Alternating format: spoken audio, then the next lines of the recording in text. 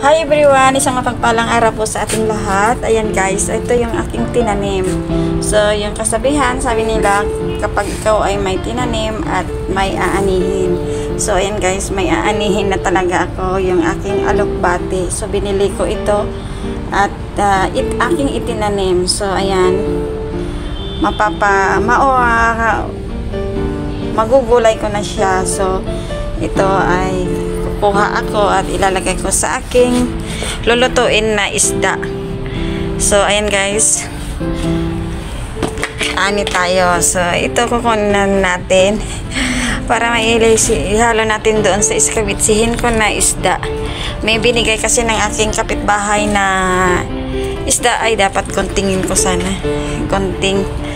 At iiskabitsihin ko guys, at ito nga ay lalagyan ko siya ng alokbate.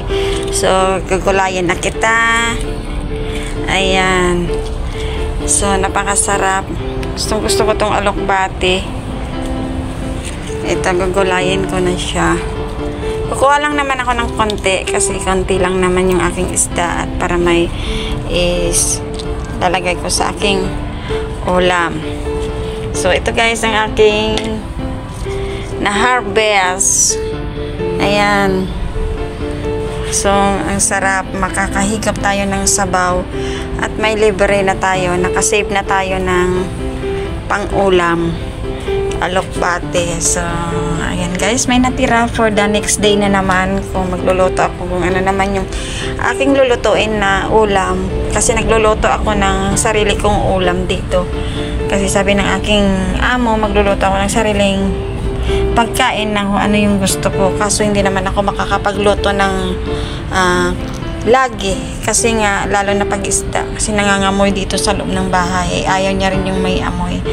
So, ito guys, papakita ko sa inyo mamaya yung aking uulamin. So, yun guys, ang bilis lang yung alokbating alagaan. So, ito. So, ayan na guys, nandito na yung ginulay ko kaninang alokbate. Ginisa ko na po yung isda. At ito na.